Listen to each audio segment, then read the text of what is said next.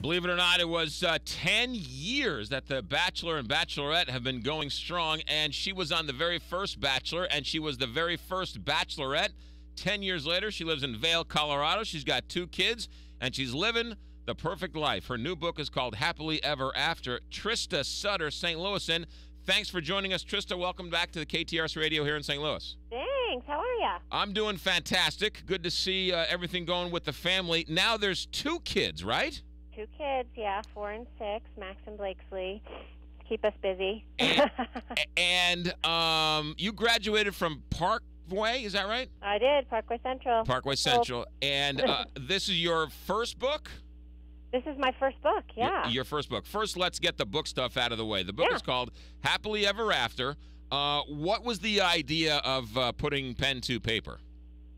You know, I really wanted to put something out there that would be meaningful, would inspire people, hopefully, and not just have my face on the cover of a book just as a way to get more quote-unquote famous. Right. So I included my stories of gratitude. I just feel like gratitude has played such a powerful role in my life, and I wanted to share those stories, but also stories that I've come across, that I've heard through friends, family, people I've read about, that portray the message or convey the message that if you embrace a grateful heart, then you'll live a happier life. So it's not just a biography or a memoir, which it's been called a lot lately. I'm not sure why, but it's not just a memoir. So, you know, maybe the people from The Bachelor, Bachelorette may be interested to know about my story. And, of course, I've shared a lot of the stories from the shows, but more so it's just about living a happier life. I have things that are called Happily Ever Actions in there that are little tips to take away, and then lots of research from the world of positive psychology about how if you do embrace gratitude, then you can be happier. So that's it in a nutshell. Somebody looking from the outside in thinks, oh, here's a girl who went on TV, found a gorgeous husband, has 2 beautiful kids, lives in Vail, Colorado. You don't have a care in the world. But, you know, TV, I know you enough to know that you've had your hardships. You've had to get up off the deck. And so you're sort of, it's not all roses, your life. And so I think you're trying to just pass along some helpful hints that you learned along the way. Exactly, and that's exactly what I want people to know, is that even though people think that I might have a fairy tale just because I, you know, have met my husband in such a, you know, kind of fantastical way, and you know, he's a handsome firefighter, and I have a boy and a girl, and we have a dog, and we live in Vail, Colorado. It is definitely not all roses, and that's kind of why I wanted to name it or title it Happily Ever After, because it's just a play on words. It's really how you embrace your life and your perspective, and we deal with hard times just like anyone else. You know, we are not hard times are not foreign to us, so it's just about how you view your life and the hardships that you come across. I've found this in my 40, soon to be 47 years of life, and that is people are happy regardless of how much money they have, regardless of how good their husband is or their wife is or their kids are. People either choose to be happy or choose not to be happy regardless of where they are in life. Exactly. I mean, my first chapter is called A Conscious Choice, because it is really what you choose to do with your life and what you choose, how you choose to look at your life, that brings you the most happiness. So, yeah, it's nice to not have any debt, and yeah, it's nice to have a husband that is wonderful to you all the time and never has any issues. And it's really nice when your kids are behaving perfectly and doing well in school and all of those things, but that does not always happen. So it's really about how you choose to live your life and the perspective that you have. Trista, how did you get on the first Bachelor? Were you trolling the internet and saw something? I was sitting at home in Miami. I lived in Miami at the time, and I saw someone come on Extra talking about this new reality show that they were going to be doing. It was, touted as living in a mansion in Malibu and traveling internationally and meeting people. And, yeah, of course they talked about meeting a guy, but I was like, I really don't care about meeting the guy. I mean, maybe it would happen, but Right. I'd really just rather go and have this experience. So I applied, and the rest is history. And a couple of things had to line up perfectly. One, the little nudge who they picked for the first Bachelor, he picked the vixen from Kansas City and left you at the altar, so to speak. Yeah, right. He told me 3 days before or 2 days before that he was going to pick me. Of course, when I asked him point blank, of course, what else is he going to say? So, Right. Yeah, thank God for Alice and Michelle and not picking me.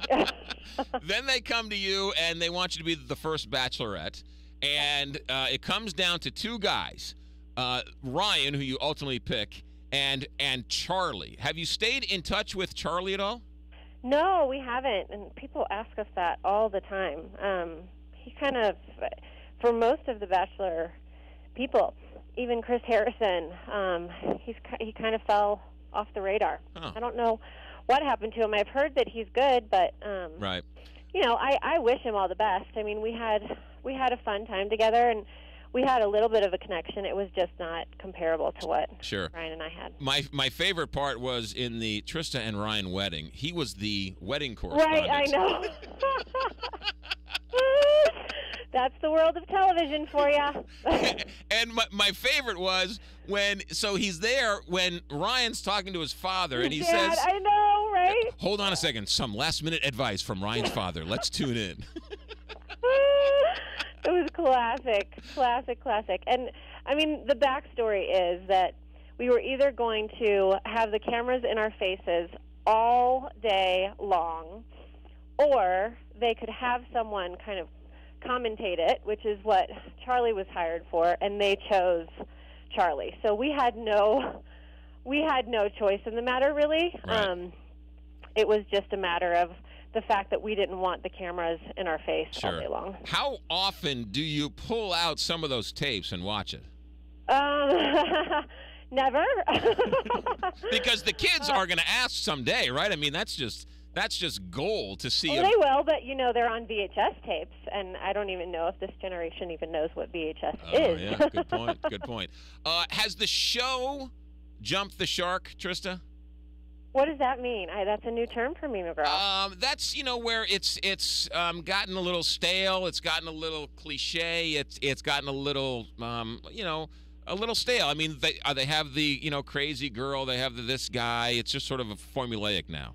Right? Yeah. I mean, I think that's going to happen with any show that's around for as long as The Bachelor's been around. You know, they have a format, and they need to go by that certain format, and sometimes people get bored because it is the same format every single time. But to me, what I love about the show is watching love happen. And sometimes you can tell that it's not natural and they're kind of, just going along with it. But I'm always hopeful because of what happened to Ryan and I. Well, not only that, because I watch it, I've watched every episode, except I did boycott the Emily one.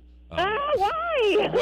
Well, because she didn't want to use her child as a TV pawn, and then she used her child as a TV pawn. So, no. So I just boycotted that episode, that whole season. But so I've seen every one, and people are like, "Oh, it's not reality." I'm like, "Well, wait a minute. They've now had 4 marriages, and they got like 4 or 5 kids out of it, right?" Right. Yeah. Completely my point. And you know what?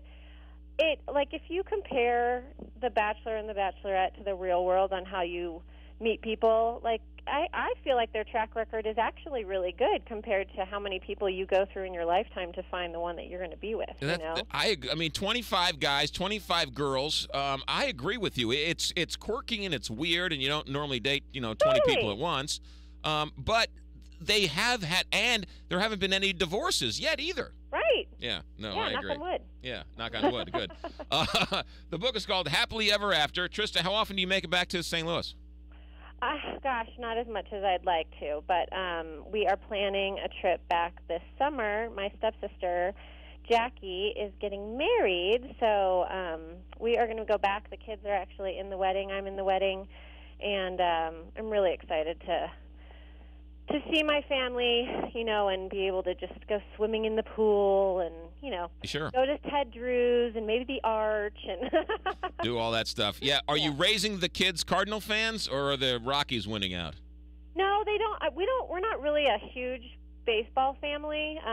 They're more into, like, Ryan played in the NFL, so football we have on the television all the time, if at least if he has the remote control. And then basketball, I danced for the NBA, so we like basketball. But I mean, I'll always be a Cardinals fan. I will never forget Ozzie Smith and Willie McGee and growing up with that. But I actually want to take them to a Cardinals game this summer if it's not scorching hot. Oh, it'll be perfect weather in St. Louis, just like every summer. Just like every summer. The book is called Happily Ever After. Trista Sutter lives in Vail. She was part of TV pop culture history, and she's right here from St. Louis. The Life-Changing Power of a Grateful Heart, the new book, Happily Ever After. Trista, best of luck. Thanks for putting up with me, and we'll talk to you down the road. Oh, you're silly. It's good to talk to you, McGraw. Have a good week. All right, see you later. Okay, bye. 7:51 here, Big 550.